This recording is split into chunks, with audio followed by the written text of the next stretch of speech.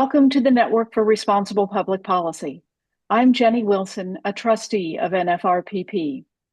At the Network for Responsible Public Policy, our mission is to bring timely, fact-based programs to educate, inform, and foster civic engagement.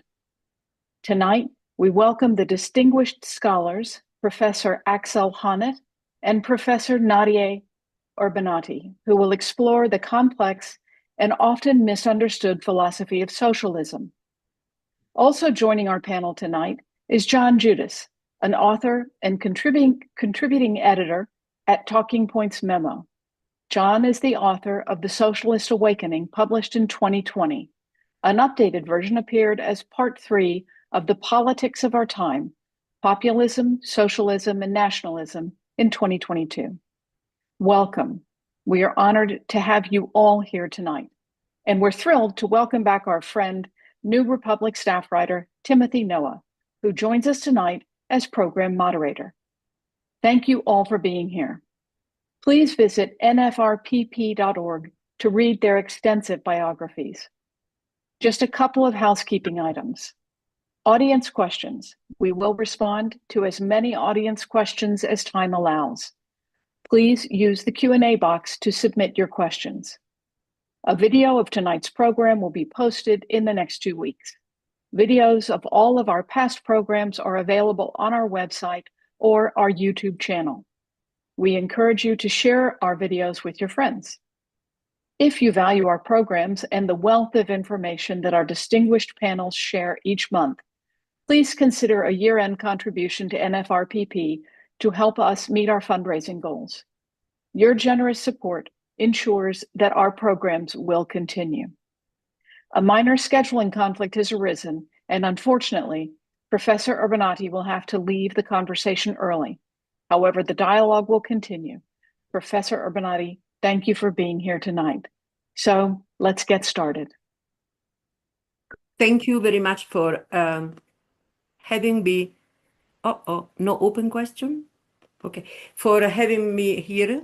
I'm very, very happy. I worked on liberal socialist years ago, and I think I would like to explore a little bit this strange idea of putting together liberalism and socialism. Just to give you a few hints, the idea came from inside the discussion on socialism after the Second International at the end of the 19th century to become a relevant, important track inside of the socialist family around the 30s. It was an object of contestation by the communists and contestation, of course, by the fascists, and in fact, an object of persecution by fascism. One of the most important leaders of this tradition is Carlo Rosselli, a Jew from family, emigrated, and he fought in the Civil War of Spain. He was finally killed by fascists in Paris. He wrote an important book in 1930 called Liberal Socialism. And thanks to Michael Walzer and other friends from dissent, we were able to translate this book for Princeton University Press in 1994. The main idea is the following. The socialist idea originally arose as a moral revolt against economic and social injustice. Still, its meaning soon took on the function of denouncing injustice in whatever form it presented itself, whether in economic exploitation and poverty, discrimination against those who were different or minority groups, intolerance based on prejudice, or the domination of the majority. So this socialism, according to these people, the liberal socialists, had its origin in the values expressed by liberalism. Because, like liberalism, it too was born out of a desire to resist the arbitrariness of absolute powers and any temptation to monopoly. Like liberalism in the 17th century, so socialism again in the 19th and 20th centuries against arbitrariness of absolute powers and temptation to monopoly. So those who does want, this is Rosselli's word, those who does want to get to the heart of the idea of justice will encounter freedom because they encounter the value of the person. I only want to bring the socialist movement back to its original principles, to its historical and psychological origins, and show that socialism, in the final analysis, is a philosophy of freedom. This is the important contribution of liberal socialism, which was practically convinced that the source of the human contradiction was in labor. Labor is a central issue because, on the one hand, it is a source of pain and subjection to sacrifice and also to possible dominations. On the other hand, though, labor is the condition thanks to which human beings can express their own creativity, the sense of the responsibility toward their friends, family, and society. So how to combine together these two issues, these two opposite trends which are connected to labor. And according to these authors and the movements related to these liberal socialist movements, labor can solve the problem. No, it's never a solution, but can try to put together or to find an equilibrium with these two opposite forces through rights, civil and social rights, thus involving the government in a work of looking for the conditions or the opportunities thanks to which human beings, and in this case citizens, can be able to support, at least on the minimal condition, to support their economic life in an autonomous way. So the question of dignity in labor and the citizens, and the question of freedom within human relations within the labor activities inside of the factories or the working places, or in relation to the colleagues among the domain, within the domain of labor, and dignity and freedom in relation to the larger community, thus the state and society. I think that this today in particular is extremely important.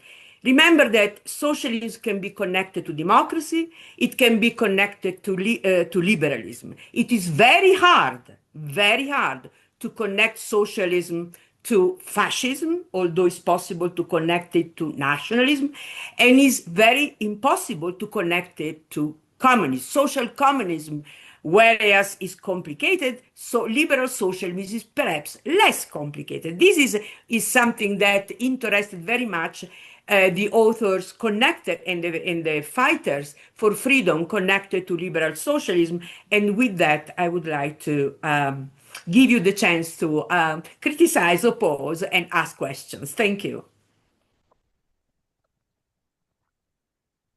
Whoa. Timothy, you're muted. Am I muted? Nope, you're good. Okay, I couldn't hear you, Tim. Did Okay, you say... here I am now. Sorry. Let me step in and ask, first of all, are liberal socialism and democratic socialism the same thing? No, they are not exactly the same thing. Perhaps Axel will explore this distinction if he wants. Liberal socialism is more based on society in the sense of self-organizations, cooperations, activities coming from bottom up, capable of coordinations among groups of people working together and defining working together. This is a tradition that comes from John Stuart Mill, from Hobhouse, is a tradition of cooperativism.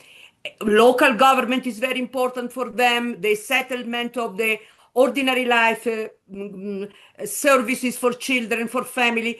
And on the other hand, instead, social democracy has more a kind of centralistic top-down approach. The idea of the nation and thus the states capable of planning, organizing, and defining what are the main objectives a society should aim at within several future years. I think liberal socialism doesn't have this strong input with the state and nations.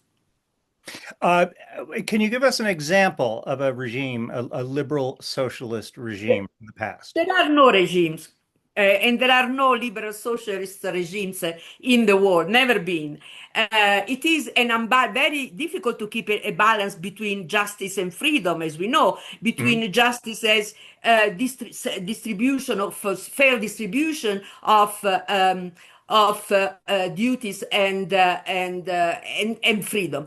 But in some moments, for instance, in the case of after World War II, partly also in England, partly in my country, Italy, partly in France, it was possible to experiment some forms of self-management and cooperation. I think the cooperative movement is the most successful example of liberal socialism.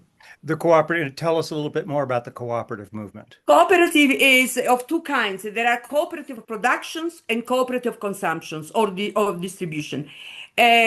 They have been example of both, although the second are less difficult than the first one, because in the capitalist economy it's very hard to compete against the capitalism from the point of view of productions of goods.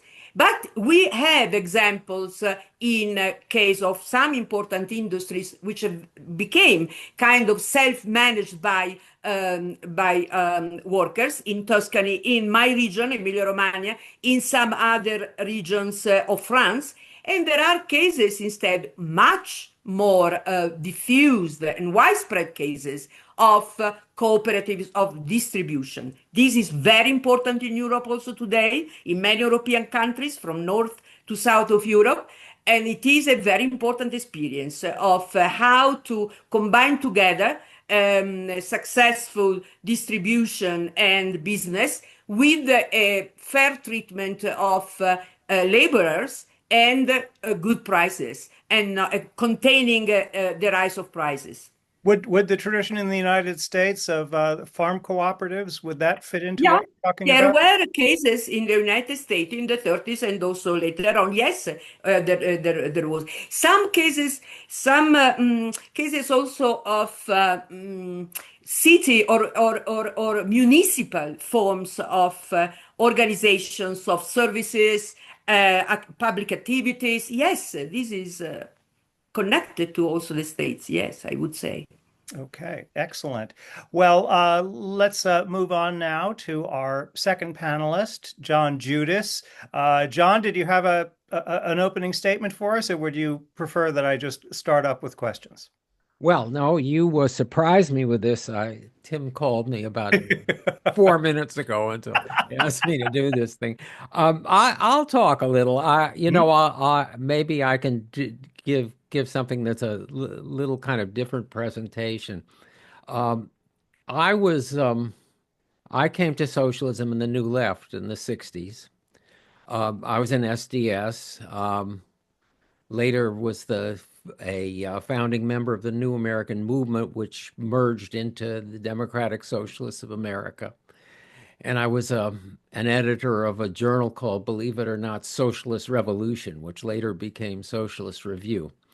And I would say in the 60s, as I came to it, we had really a Marxist view of socialism, ownership and control of the means of production, colored also by the young Marx, alienated labor, and a view again that socialism would be a distinct stage of history that would follow capitalism and would be punctuated by a revolution, which, believe it or not, again, we thought was imminent in the late 60s and early 70s. My fellow editors used to call me the little black cloud because I thought it would take 10 or 15 years for the revolution. So that's how I was thinking. And I think a lot of people in the new left who were socialist thought in that way. Some, more crazier views, Maoism and things like that. But by the late 70s, I really didn't have a good idea what I had been talking about and thinking about. And again, this was you could see the oncoming new right. America certainly wasn't turning in that direction. I came to question Marx's theory of crises. I looked at things like Alec Nova's market socialism, which existed in Yugoslavia and turned into pretty much of a flop. So 1980s again, I was thinking about progressivism, Herbert Crowley, American politics, and then I was very influenced in the 1990s by an old friend of mine, Marty Sklar, who had this idea of the mix of capitalism and socialism. And basically what Marty argued, and other people were going to later adopt the similar kind of perspective, was that socialism wasn't necessarily a distinct phase of history that would follow capitalism. But just as capitalism had developed within feudalism, socialism was developing within capitalism, characterized again by the intervention of the state on behalf of equality, pluralism, power from below, determining what the state was going to do, but not necessarily the elimination of the capitalist class. So again, that's the way I started thinking. But it was, again, a kind of theoretical thing. And I believe it or not, again, I wrote a piece for the American Enterprise Institute in a panel. I was the dissenter. And I said socialism was not dead. And there was the wake of the end of the Cold War. And they were convinced they had the kind of the Frank Fukuyama view that it was all over and we'd reached a kind of capitalist utopia. Again, fast forward, Bernie, socialism.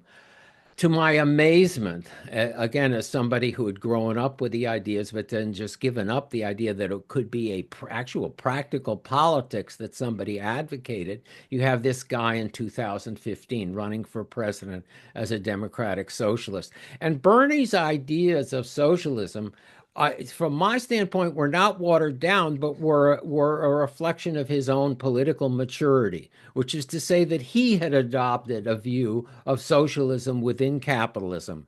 Socialism, again, as the realization of Roosevelt's four freedoms, as something that would be more, that would bring elements of what was social democracy in Scandinavia to the United States, because we're nowhere near that.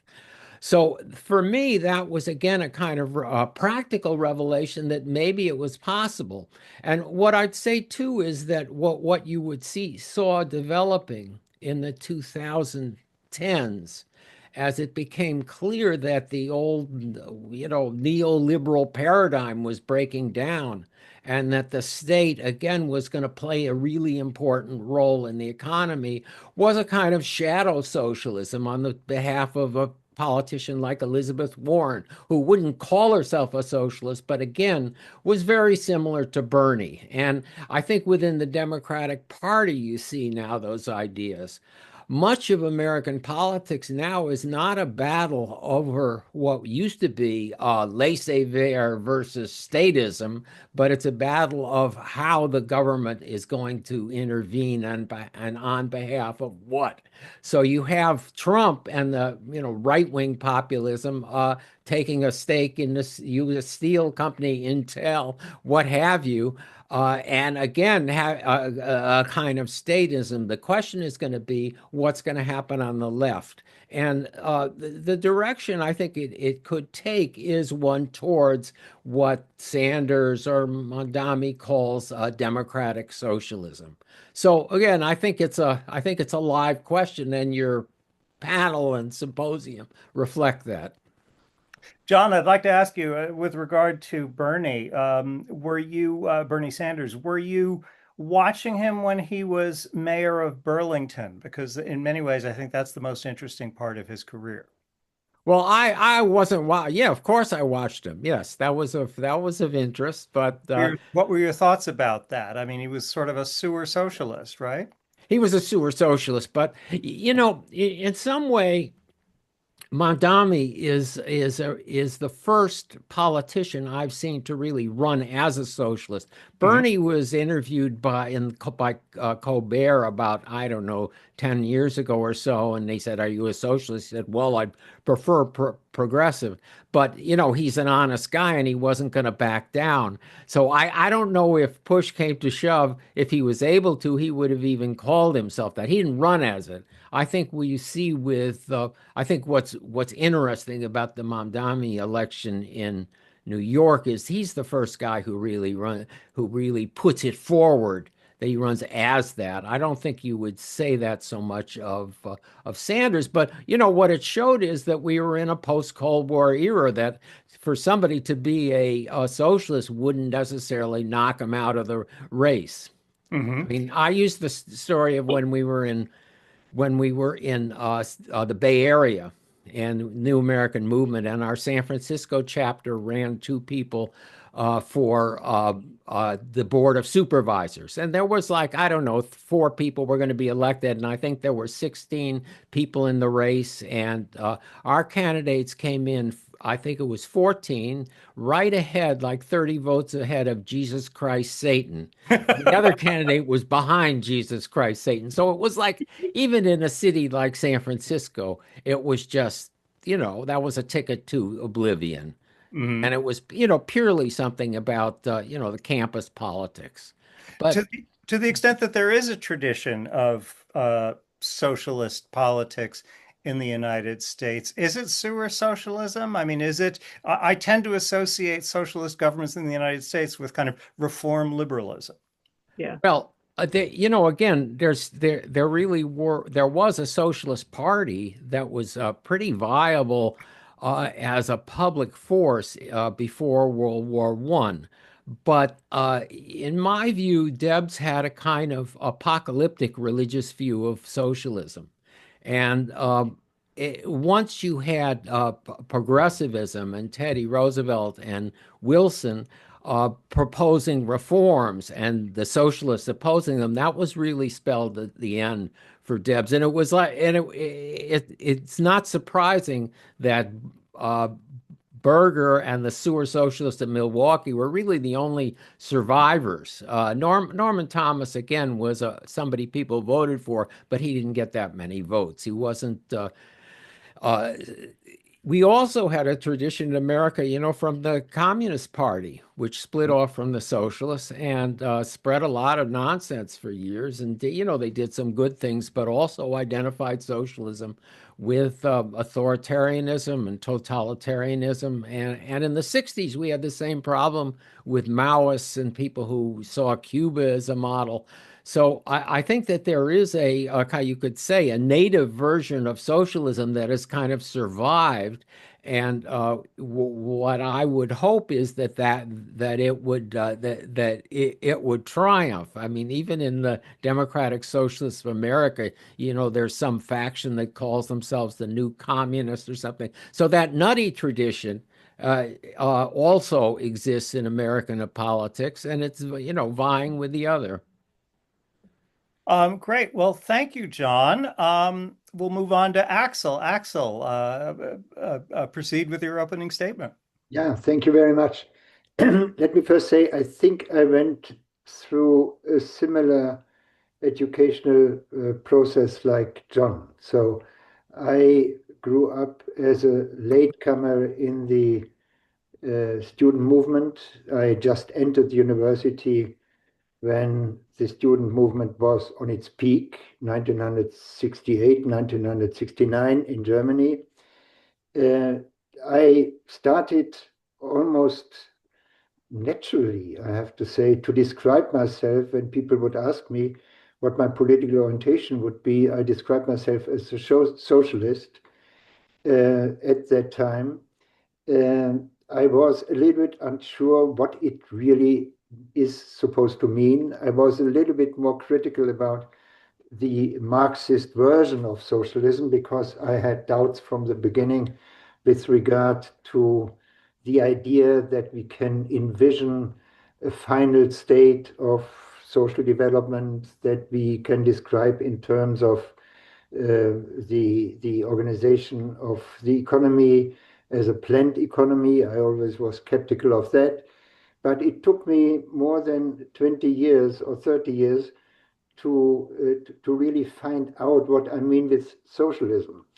And let me start by saying that I think I deeply agree with Nadia about the following point. I think if socialism has a specific feature, it is about how it understands its philosophy of freedom. Yeah, I think it's basically not centered around the idea of material equality, but of expanding individual freedom such that it meant to enable each citizen to have a say on how to normatively regulate society. Yeah, which means it is the idea of enabling conditions, especially in the economy, to allow everyone to make exercise of his or her individual freedom, not simply in the private sphere, not in the sense of negative liberty, but in the sense of having capacities, institutional enablements, entitlements for co-determine how to organize stuff in society. That was from the beginning then my idea, and I only was able to define it a little more clearly when I was forced to write a book on the idea of socialism, which I did roughly 5 years ago. So as John, I was trying to do my best to come to terms with what I mean with socialism. I think the socialism is rooted in the early 19th century in the impression by many leftists, early socialists, that the promises of the French Revolution, equality, freedom, solidarity, was not fulfilled by liberalism. That they were very skeptical with regard to the question whether liberalism, as it developed over the 19th century, was capable of realizing the promise of the French Revolution. They were so skeptical because they thought the way in which liberalism is defining liberty, namely mainly as private liberty, personal liberty, makes it impossible to realize something like solidarity. So I think the socialist movement in its best form, probably not in its Marxist version and definitely not in its communist version, aimed at uniting the idea of equality, freedom, and solidarity. And it thought this is only possible when we are reshaping the economy in such a way that people can experience freedom and democratic co-determination already in the economic sphere. So it was centered on the idea to enabling especially dependent workers, depending employees, to make experience in the economic sphere that would allow them to become true citizens, namely citizens that are supposed to engage in public conversation and in public discourse in order to co-determine the rule of law and to co-determine the fate of their society. So that was my core intuition when I tried to reframe what I mean with socialism. It became clear to me that socialism, therefore, is not operating with a clear vision of a future state of society. I think socialism is best advised when it understands itself as a kind of experimental enterprise. It is on search how to expand the individual freedom of all in a direction that would enable them to become co-determinators in a society. So we are very unsure today how to reorganize the economy in the future.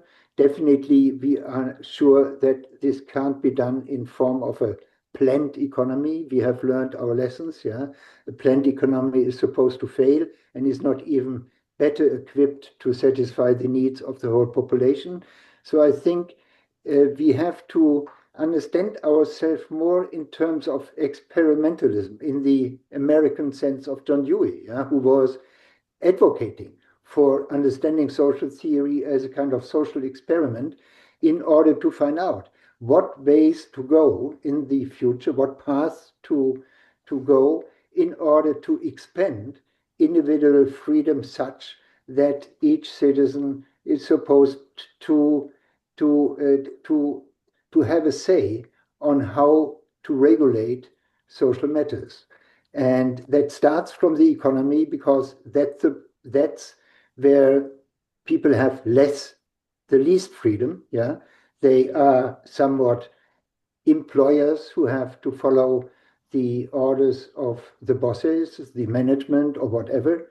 So they are even, let's say, de-learning what democracy means for them when they are employers. So therefore, I think socialism is still somewhat understanding itself as a political representation of the working class, as Mamdani emphasized.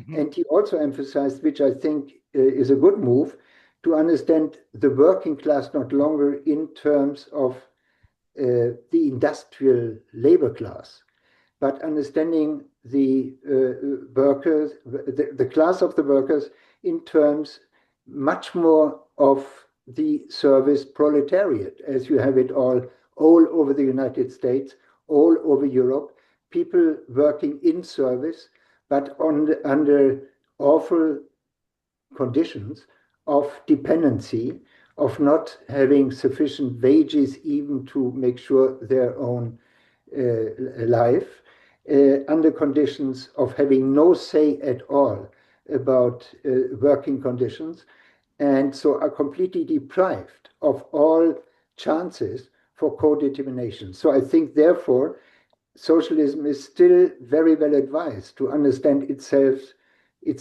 as, let's say, the political organ of all workers, where workers now means much more than in Marxist times. In Marxist times, it was the working class. Even Marx forgot about the thousands and millions of service people that were already working under awful conditions in the 19th century. I think now we have to learn, if we want to be the representatives of the dependent working class workers, then we have to understand ourselves much more as the representatives of this huge service proletariat that is existing, as I said, everywhere. It's even worse probably in Asian countries, but it's worse enough in the United States, and it's also very bad in Europe. So despite having there some welfare states. So I think that is what I mainly have to say, and I'm looking forward to the discussion. Great, Axel. I'd like to ask you, you were talking about your more left views when you were younger. Did you grow up in West Germany or East Germany? No, West Germany. But I grew up, I have to say, in an industrial center of West Germany in the Ruhr Valley. What impact did the presence of East Germany nearby have on your thinking? I think it made me very skeptical from early on with regard to what was called existing socialism. Yeah. And I mean, I grew up also as a disciple of the Frankfurt School. I grew up in the tradition of the Frankfurt School, and the Frankfurt School was always, I mean, take Herbert Marcuse, but you can also take Adorno. They were always very resistant to the idea that the so-called existing socialism would be a true representation of the core of the socialist idea. What made me, I think, a little bit more sensitive to the demands of the working class in this broad sense was that I grew up in this Ruhr Valley that was at that time dominated by coal mining and steel industry. So I grew up in a family mainly of doctors, and to their shocking expectations or shocking experiences, I called myself, even when I was 17, a socialist. They were shocked by that, but it was easy to understand because everyone around me, with the exception of certain rich families, were mainly workers. Yeah, and I grew up in a high school where more than half of the pupils belonged to the working class, so they came from the working class. All right. Well, I'm not seeing any questions from our listeners, so I will dive in and ask you both about. It seems to me that when we are talking about a practical kind of socialism, it is a socialism that is mixed with capitalism and also a socialism that is arrived at through consensus by democratic governance. Would you both agree with that? I'll start with John. Sure.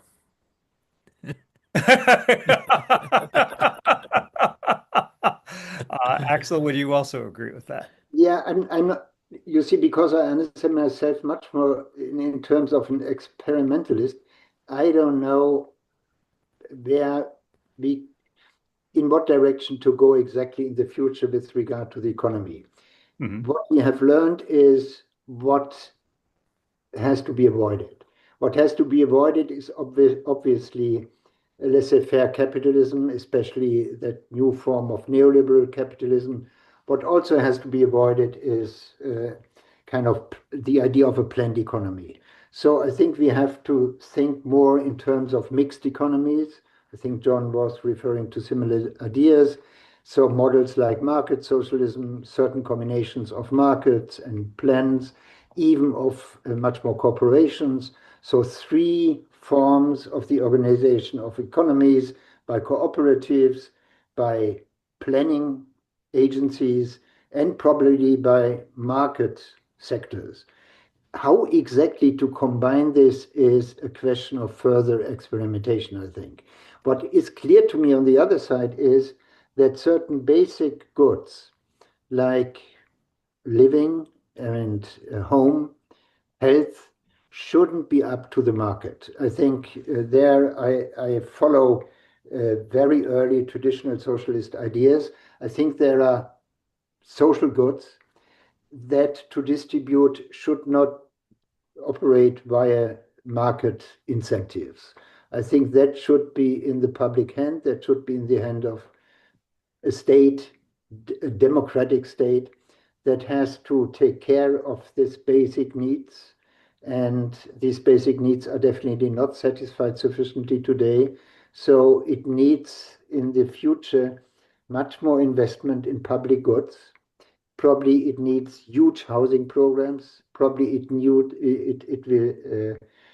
need much more welfare rights than we have today.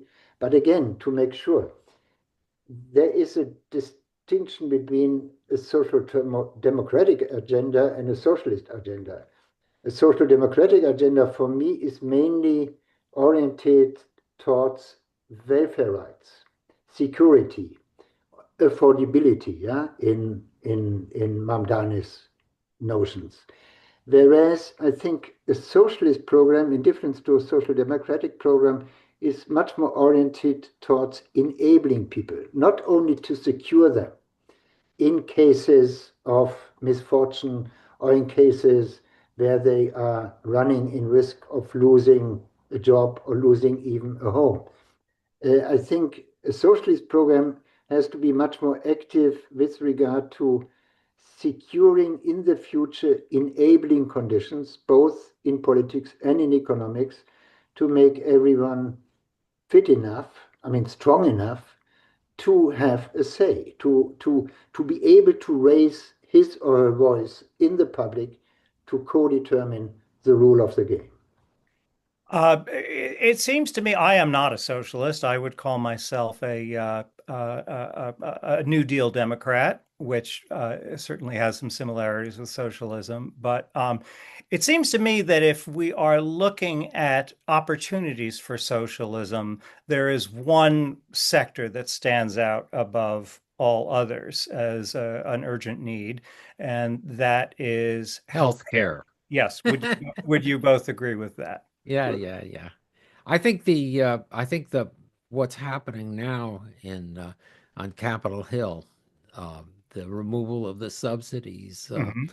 from Obamacare was this program that's kind of a Rube Goldberg machine, and one of the problems with it always was that if you were poor, then you got Medicaid.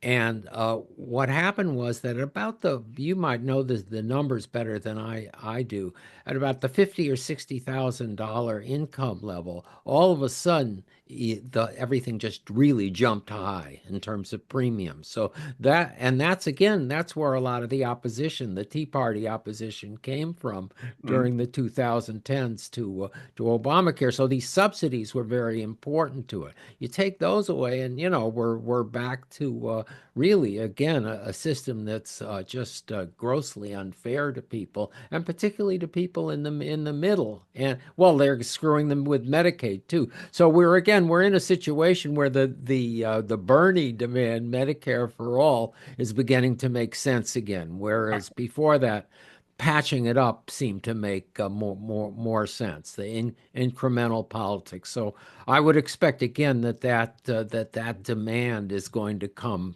to the fore in Democratic politics, and that's as Ax was saying, that's a public good. That's not something that we need to be screwing around with. I when I got COVID, it was after the national emergency, and my doctor said, well, you have to have Paxlovid because you're an old guy, and who know. And we went to the pharmacy, and it was $700. I don't know if any of your listeners have experienced this. I mean, I could pay for it, but how many people on Medicare could pay for it? So again, our healthcare system is really broken, and it can't just be a creature of the market or of the lunatic who's the head of the Health and Human Services now.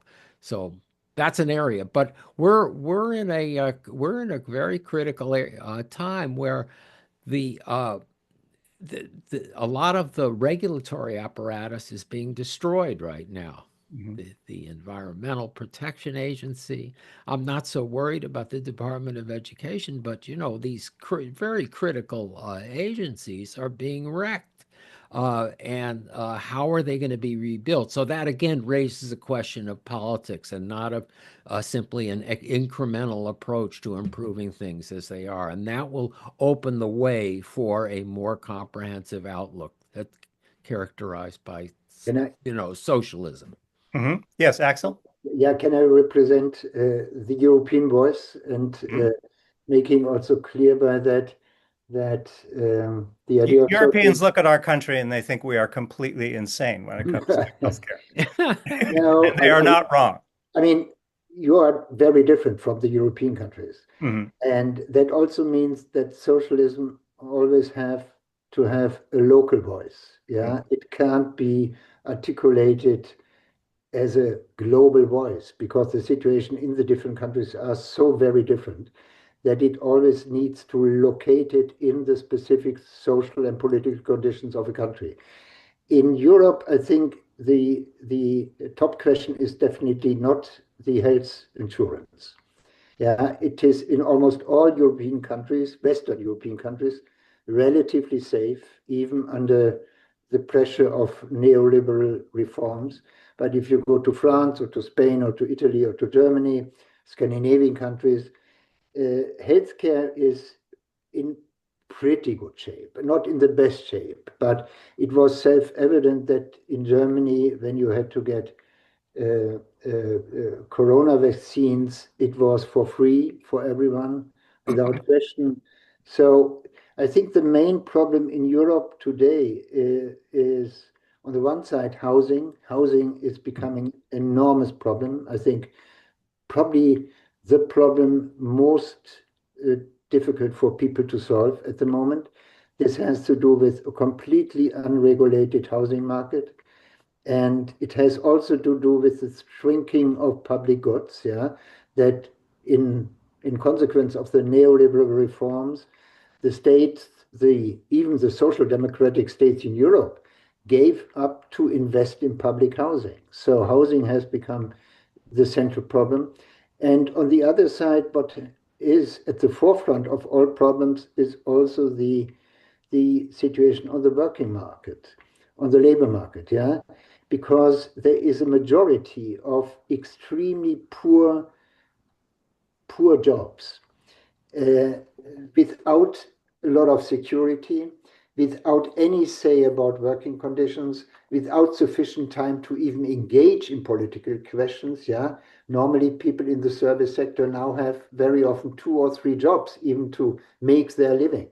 So I think the two central problems seen from the European perspective, where you have more welfare state measures, is the housing problem and the problem of work. Yeah, that people are um, working under conditions that are very often unbearable, and that gives them not even time to think about political alternatives.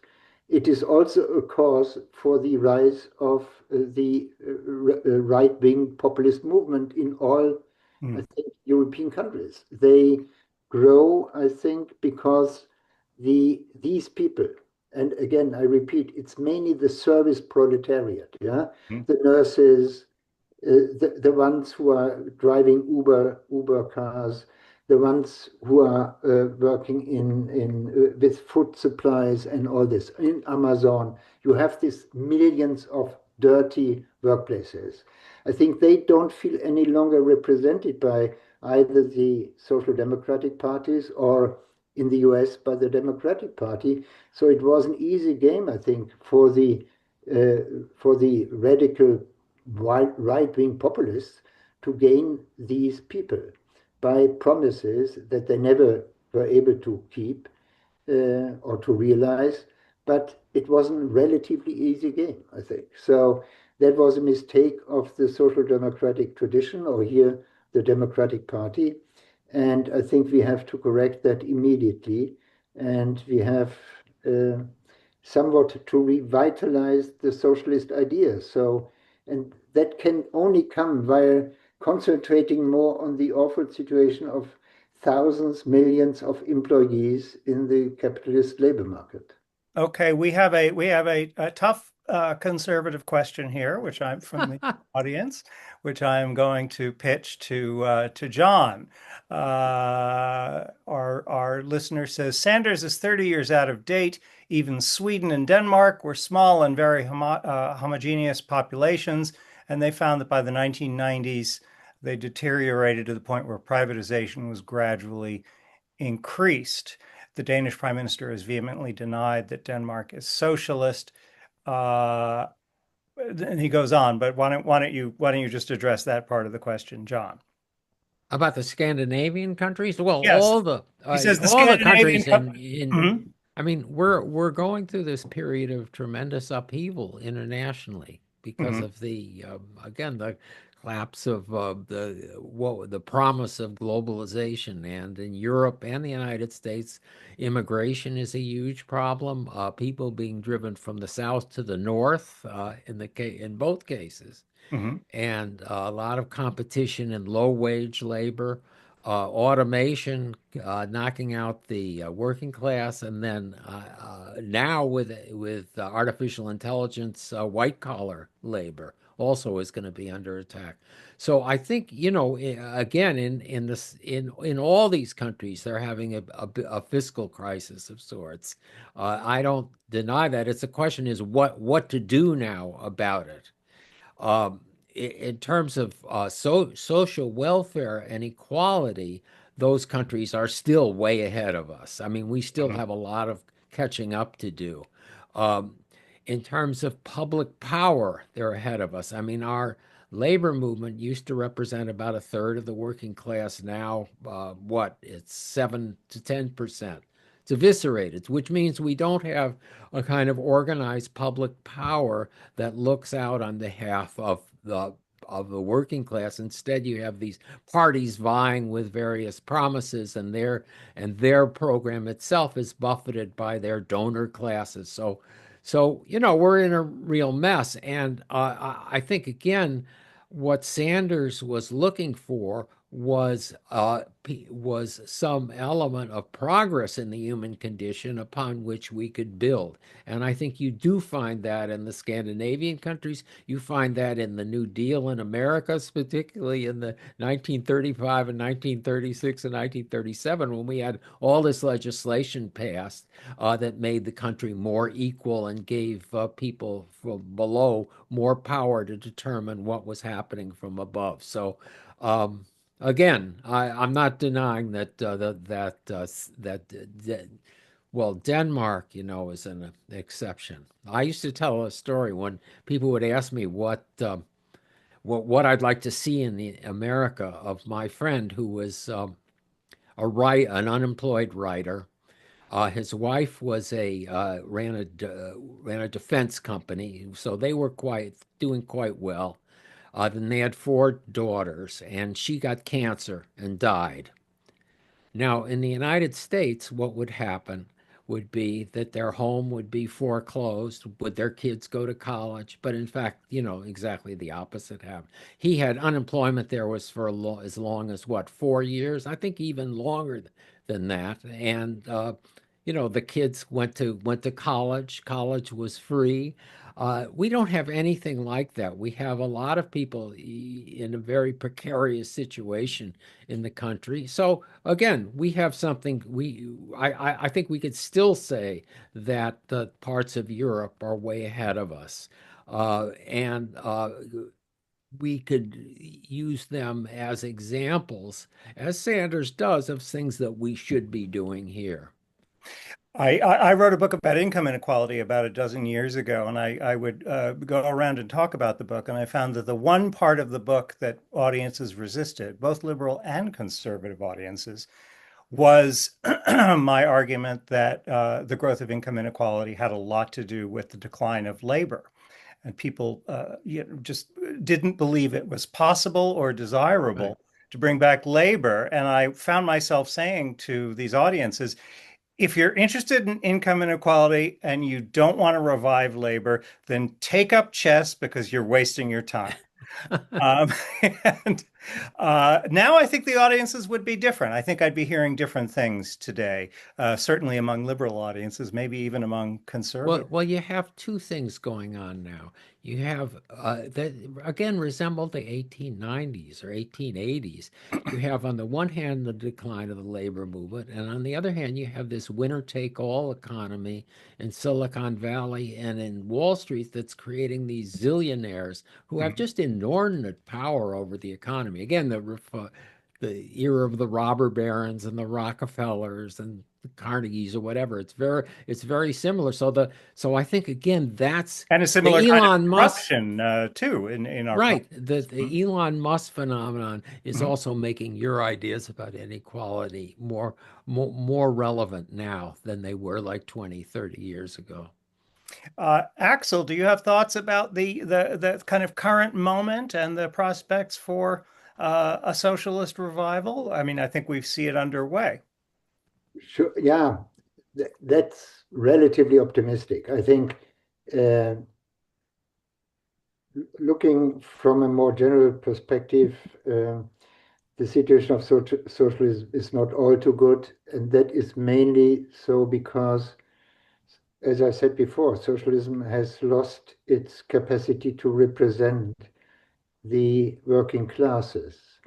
And so what has to be done in the future is mainly to readdress problems which have to do mainly with, I think, economic inequality, the situation of public goods, and the situation in the labor sphere to become again a more forceful movement than it is today. I mean, despite the victory of Mamdani here, the situation in, I have to say, in almost all capitalist countries is relatively bad.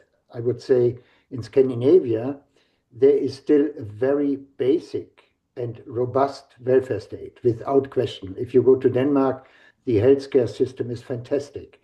The struggles in the Scandinavian countries is mainly about immigration. Yeah, so there are certain neoliberal reforms, sure, certain sectors became more privatized, but there is still a huge care for public goods, I think, in all Scandinavian countries. They are richer than many other southern European countries, so they can afford to have a very basic, elementary, very good welfare system. But the questions are on immigration, and that's another problem that has to be solved, that has to be solved in Western Europe too, and in Eastern Europe. It's unsolved, how to deal with that. And I think the socialist movement also have to find a way to address that problem without ignoring the right to immigrate. I mean, there is a right for asylum which has to be respected, deeply respected, and the socialist movement has to incorporate it in its own program. Then there's also the ecologic disaster, also something one has to take care of. So, I mean, if I mention all these problems and all these crises, it becomes even more difficult to think of a socialist movement that can incorporate all these different concerns, questions, miseries, and to formulate it in a program that remains understandable. And that is a problem for many leftist parties now in the world, yeah, that there are so many problems at the same time, starting from immigration over ecology and the huge inequality, then the oligarchic structure of our economy, yeah, that it's more and more monopolistic, despite all promises of the neoliberal capitalism. The economy has become much more monopolistic instead of allowing free competition. It is the opposite what happened, yeah. And then, we have the basic problem too with this sort of in this country that, the Democratic Party, and John has written about this quite a lot, sort of losing the working class. Yeah.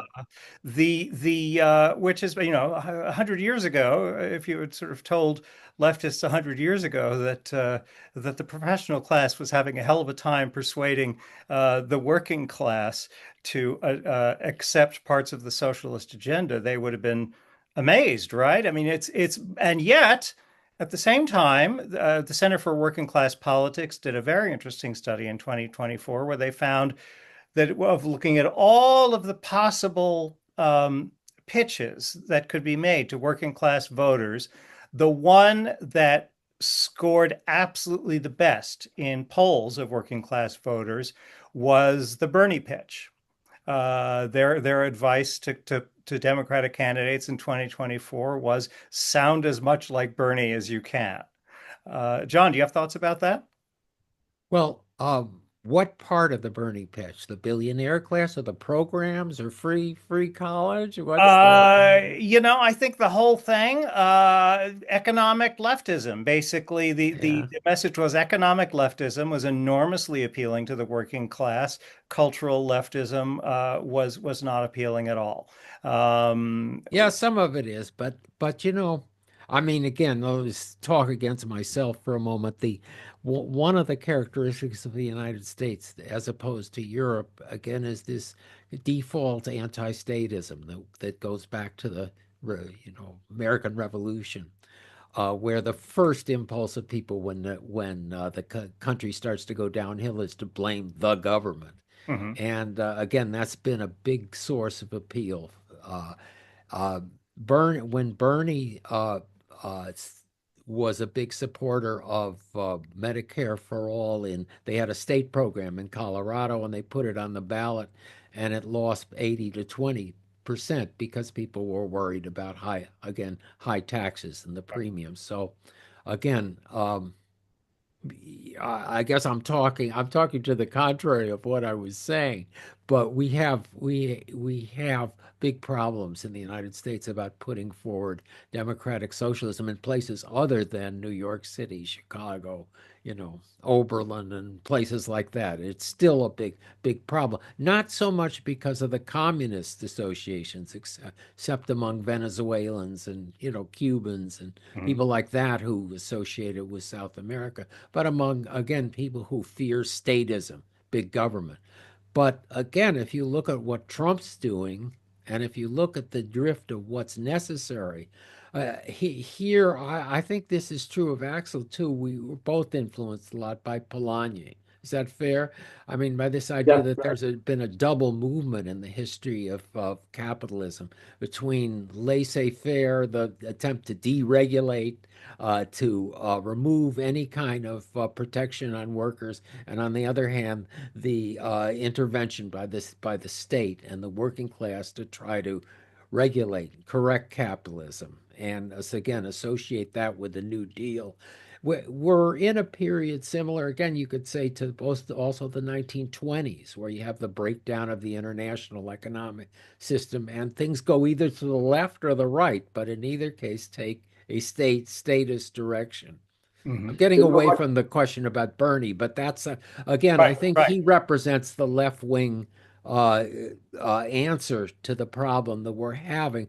But again, in the United States, it's going to be hard to put across because of all these little complications we have in our past and in our ideology. I mean, we don't look at the French Revolution; we look at the American Revolution.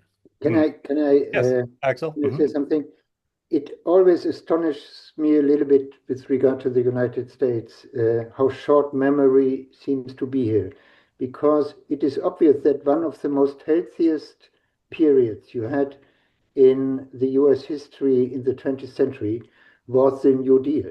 And Mhm. the New Deal was a period of a strong government coming up with a lot of social policy programs, yeah, enabling the working class, increasing employment, coming up with many, many plans for making the life of the working class much better.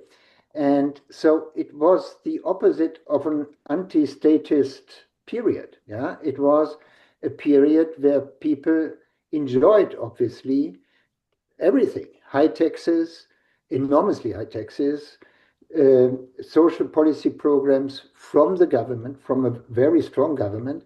And this all seemed so suddenly forgotten that you remember mainly those elements of your own constitution which are emphasizing the very negative liberties of all the citizens. Yeah, the Mhm. First Amendment included.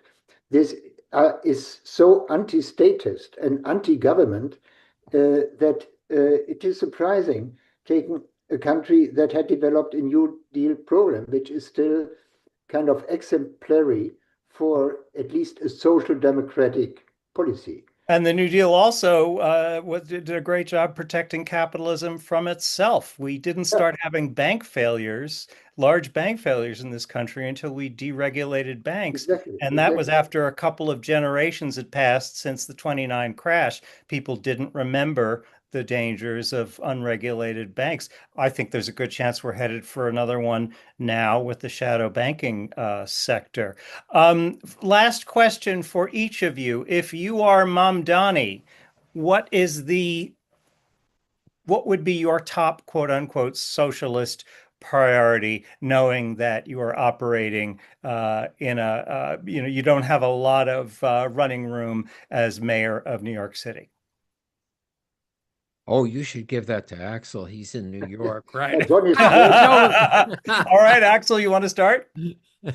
I think he has the right intuitions. Yeah, he wants to represent the vast majority of New York citizens, not consisting of Wall Street people, but consisting of poor workers in the service sector, and he's naming them. Yeah, he's even addressing them in his wonderful speech. He was referring to them by name. I think his main concern has to be housing. Yeah, I think that should be top priority. This is this is the policy he can engage in the limits of the power he has. He has not very much power, but the power he has, I think, allows him to reinvest money. I don't know what power he has with regard to taxes. I'm not familiar enough. He has a certain power to increase taxes, but probably not individual taxes, but taxes for businesses. I think he has to do that immediately, despite the problems that might be risked by that. And he has to take the money from the riches to invest in housing programs, huge housing programs, I think. This is what I can say from the perspective of somebody who is neither a citizen of New York nor even having a chance to have a vote here. Yeah. So I'm a citizen of Silver Spring, Maryland. So the one thing I will say is he does not have much flexibility as far as fiscal policy goes. Right. In 1975, New York had a tremendous crisis. It was always summed up in the headline of the New York Post: Ford to New York drop dead, because the federal government wouldn't come in and help. And what ended up happening was the state took over the fiscal policy of the city, and taxes and budgets have to go through the state. They have to go through the governor and the state legislature. So he doesn't have a lot of flexibility. I mean, he can propose, but they have a veto. I don't know, again, exactly how the mechanics work. He has an advantage in the sense he was a state legislator and he knows people there. And it looks like he's doing things in the right way so far in terms of his appointments. He's not appointing people out, who come out of Mao's China or whatever. He's appointing people who know how to do it. And, he has to run an efficient government. He has to look out not only for housing, but for crime. He's got to make his peace with the police department. And beyond that, he's going to have a lot of trouble, and especially if the economy starts to turn down, and if Wall Street starts to have a problem, because it still is the main financial support for the city. And if that starts to go south, he's going to have a lot of problems. He'll have a lot of governing problems. His political problems might ease up a bit, though, under those circumstances. Oh, I don't know. Yes, maybe. Mm-hmm. But again, I'm not the one to ask about that. Right, right. Well, I want to thank you both for participating in this very interesting conversation. I learned a lot here, and so I'm going to close our conversation by saying socialism is complicated, and we've learned a lot about it tonight. And thank you for joining us. Professor Bonnet, Professor Urbanati in absentia, John Judas and Timothy Noah, thank you for joining us tonight and for sharing your extensive knowledge and wisdom with the NFRPP audience. This is a bigger conversation, and we hope you'll come back to continue the discussion. Your insights into socialism will help our audience shape their perspectives with clarity and based on facts. So thank you very much. Please join us on Thursday, January 15th for an important panel discussion on anti-Semitism. Thank you all for being here. Good night. thank you.